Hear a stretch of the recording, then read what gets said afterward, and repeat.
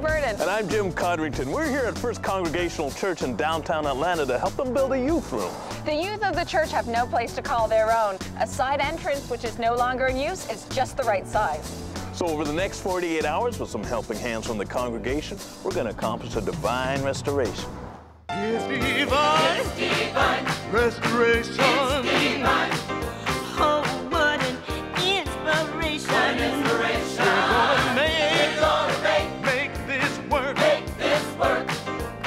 And repair our church. It's divine restoration.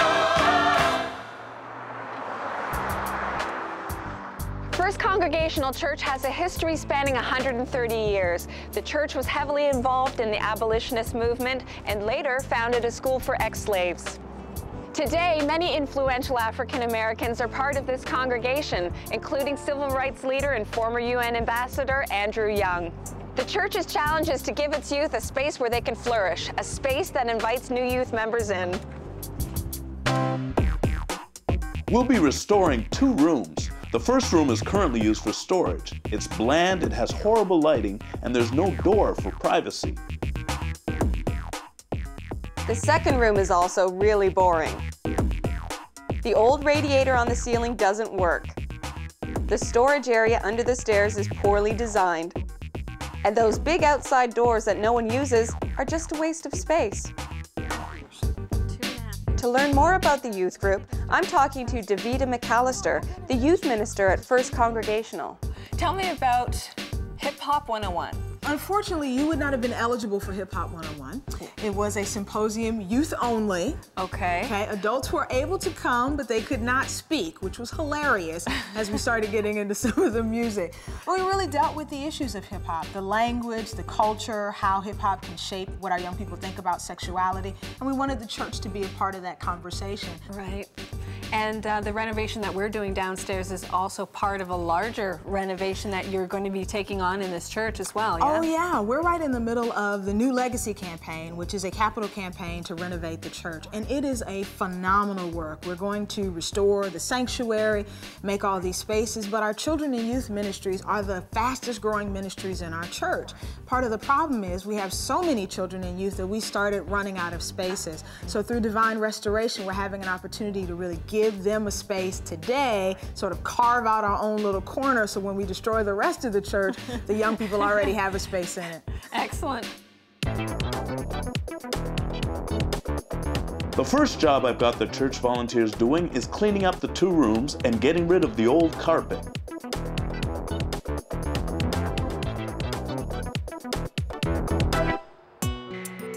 Behind the church, in an old fire station they bought, is a women's shelter. Run by the church in partnership with the City of Atlanta, the United Way, and Community Concerns, it serves 120 needy women and children every night.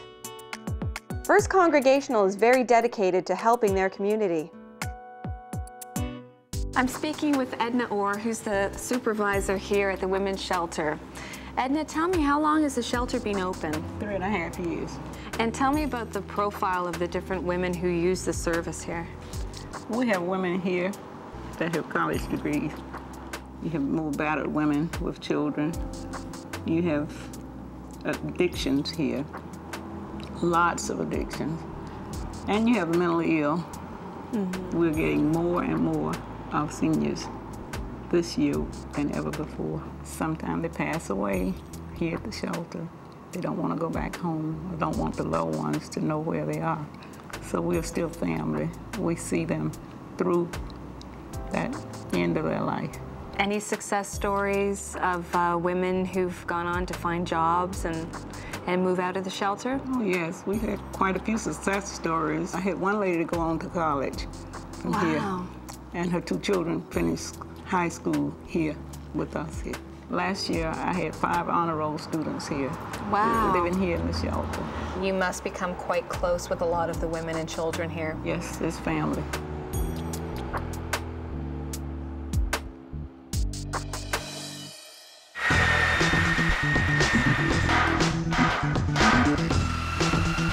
It's now time to tackle that old radiator, which is a huge job in itself. Okay. Yay! You really want to get professionals when you're doing something like this. I'm glad we had professionals on the job to do it.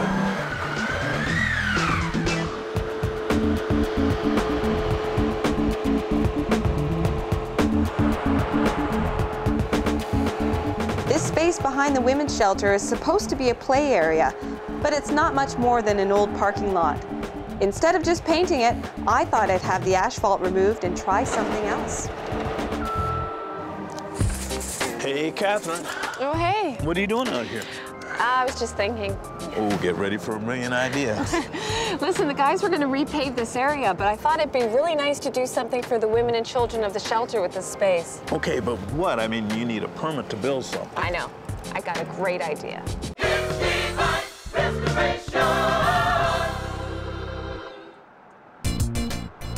We're in downtown Atlanta, where sports legends like Hank Aaron are immortalized, and where First Congregational United Church has stood on historic Auburn Avenue for over 100 years. We're working with them to build a new youth center to give young people a safe place to gather.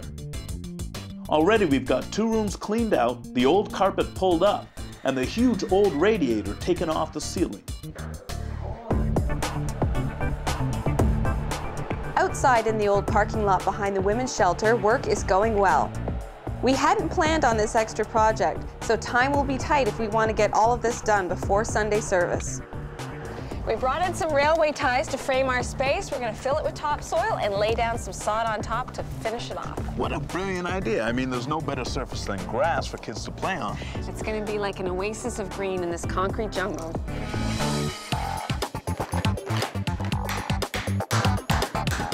Here's a little tip when you're replacing old plaster with new drywall. Always go joist to joist. What Cesar is gonna do is neatly chisel a line along this joist, then chisel a line neatly along this joist, then he can remove the lap and screw the new piece of drywall directly into place.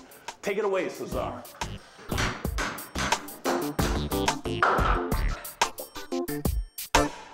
Ladies and gentlemen, boys The young and girls, people of the First Congregation Youth Group are excited about finally getting their own space and wanted to show us their appreciation. the Slam and Hammer, Jill!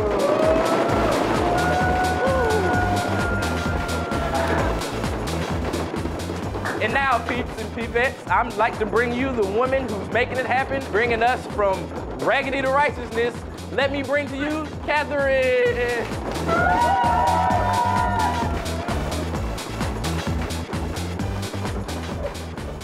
For the members of SYC, I'd like to present the SYC official Youth Summer Pack. Wow. It has our notebook, our journal, and our most coveted gold member, youth member t-shirt.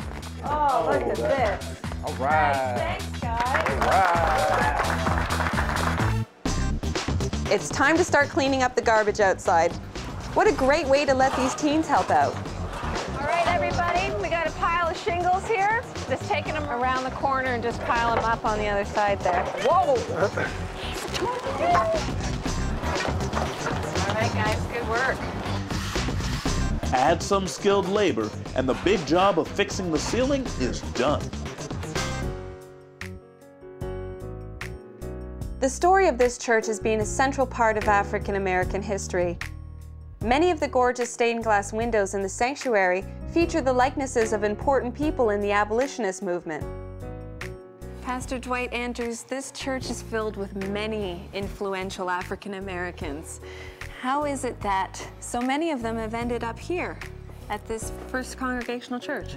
I think part of it's the history of the church, because this church was one of the early churches started actually as a school for ex-slaves. And so the early educated African Americans in Atlanta, many of them belonged to this church. And so part of what we experience here is really just generations of Congregationalists. And we also have a tradition, really, of public service in the Congregational Church. So many of the great leaders within the African American community and the national community, people like Andrew Young, have been a part of this congregational heritage where social service and social justice was always a part of the ministry. How do you reach out to the community in this area? Well, through a variety of means. Through some of our outreach programs, we encourage neighbors to come and participate with us. We feed the homeless on Wednesday nights, and a surprising number of business folk in the community come and help us with that.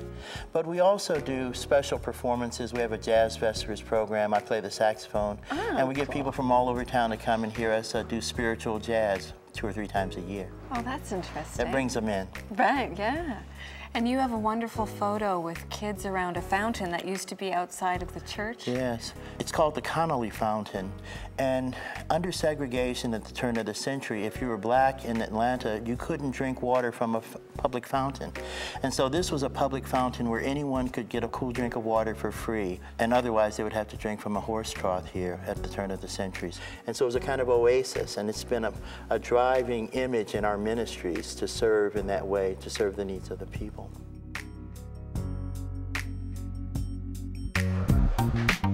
We're getting ready to hang a single door in what was formerly a 2-door frame. So what we're going to do is hang the door itself and then frame back to it. We got a pre-hung door kit, which is really great for time, but it's a little too tall for our purposes. So what we've done is we made a mark on the door casing itself at the height that we want. And we make a mark on the door itself, 3/4 of an inch up for a little opening there. Then we're ready to make this line.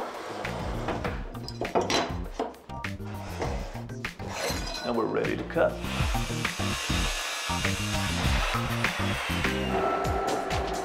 Outside, the old asphalt is finally gone, and we're using the front end loader to soften up the ground for the new topsoil. But getting that topsoil in time isn't proving to be that easy. First thing I should tell you is that it's got to be done pretty quick. Like by nightfall. Hello? I'll give you a call back. I'm just going to call around and see what else I can find. Way too much money. Now the catch is, I need it done by tomorrow. Yes!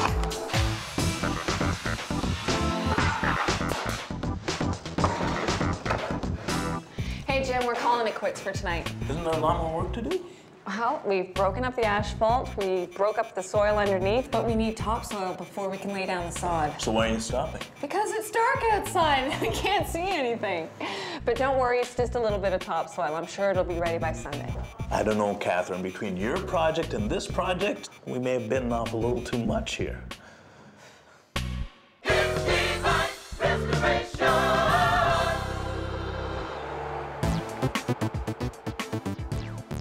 We're in downtown Atlanta, and we're building a new youth center and a small playground at historic First Congregational United Church.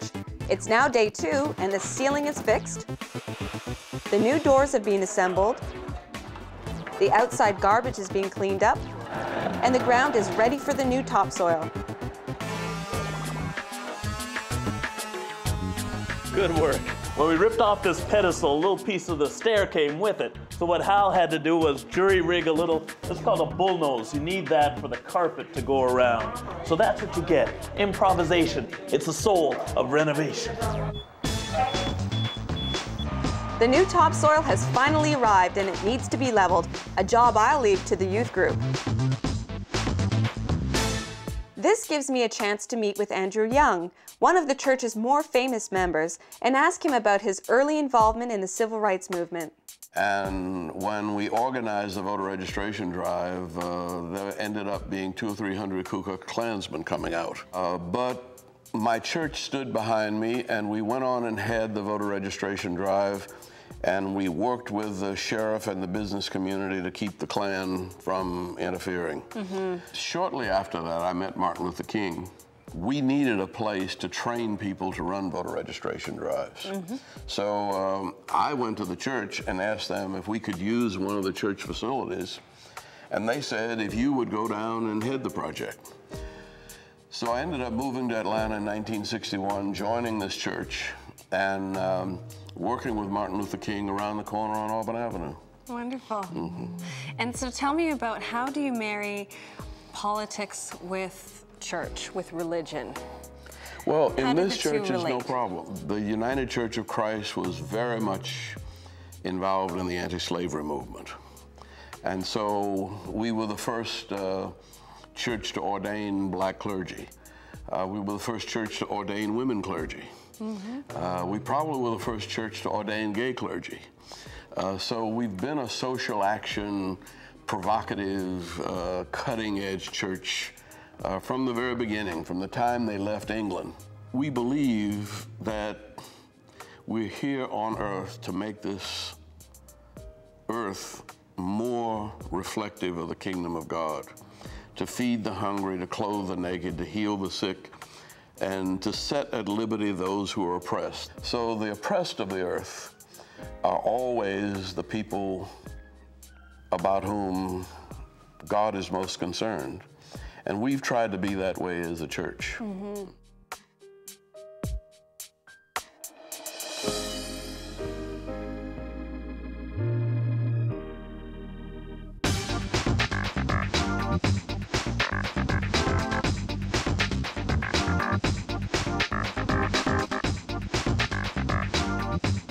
Now it's my turn to work with the youth group.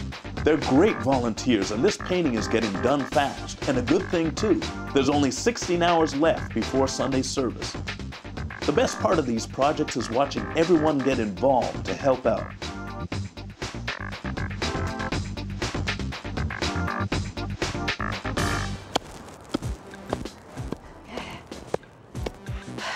It's done. We're ready for the next step. Laying the sod. There we go. It's really important when you're laying sod to stagger the joints. This is so that water doesn't pool in between where they join up. This is a Bermuda bluegrass. It's really hardy. It doesn't look that great right now. That's because of the season. But when spring hits, it's going to green up. It's going to be thick and rich and lush for those kids to play on. The pastor is quite a jazz musician. A little bit of information that I was very pleased to find out. Hey, Yeah, pretty good, pretty good. Now, Pastor, music must be a really integral part of this church. It really is. The congregation has a real high expectation of music, and I believe that music is a powerful way of worship. So music is central to our experience. Your repertoire must slide all the way from contemporary to right back to spirituals. Absolutely. And that's the wonderful teaching part, because sometimes we do an old spiritual, but we'll do it in the traditional a cappella way and then move it into a modern jazz expression. So I think our congregation and our audience learns that great music can bear many different stylistic expressions. Absolutely. Do you think maybe we could try one of those old spirituals? How about Amazing Grace?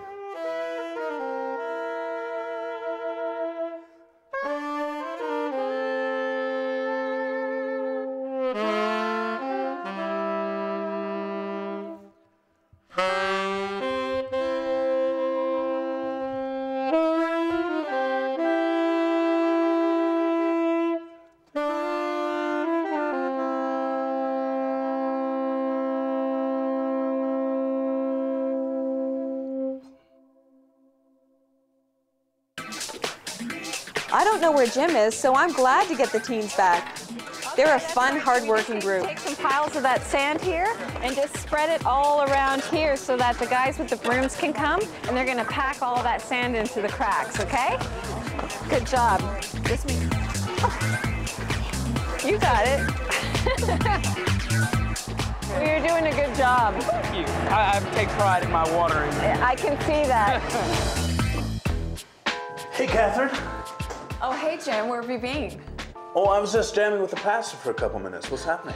As you can see, not too much. Jim, I'm really worried. We might not get done. There's less than 12 hours, and look at this place. There's a ton of things to do. What happened to the youth group? They had to go home, so please put your saxophone down, grab a paintbrush, and let's go. Okay.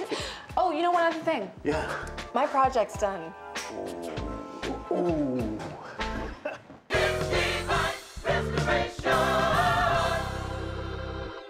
It's Sunday morning and it's raining outside, so nobody wants to come out and celebrate this new space, but that's fine. The rain's good for the grass. Hey, Catherine, you did that in 48 hours? Yeah, can you believe it? Looks great, doesn't it? People are arriving for Sunday service, and this is our last chance to finish the new youth center with a few decorative flourishes.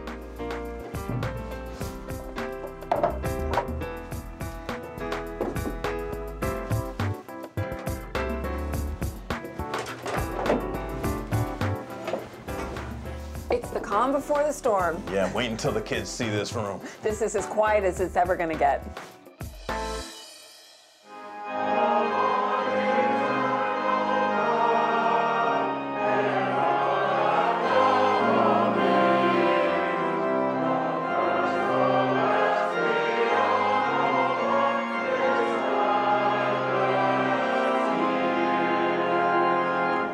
I'm so excited I can hardly speak about the wonderful experience that we've had over the last 2 days.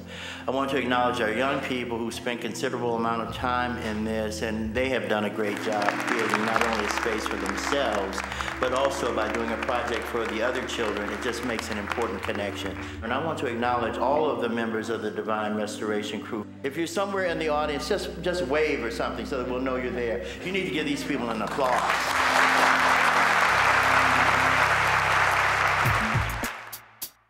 The boring old room now has a bright new coat of paint.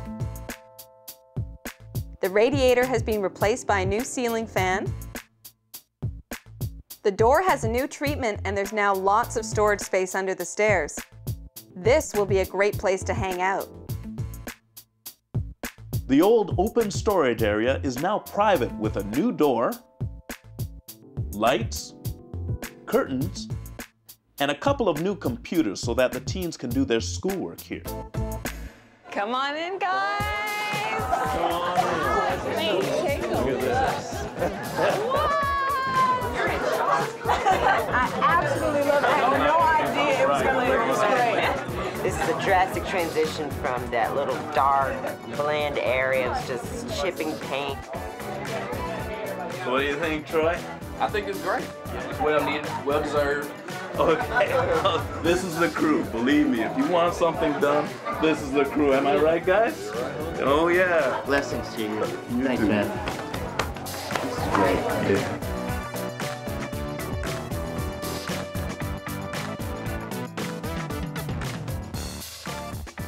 Another success story. Yeah, this place is as comfortable as it is colorful. The kids wanted a space to call their own and they got it, and I don't want to leave. Hey, do you think we can sneak in a quick movie before our next restoration? Great. Yeah. Where's the remote? I thought you had it.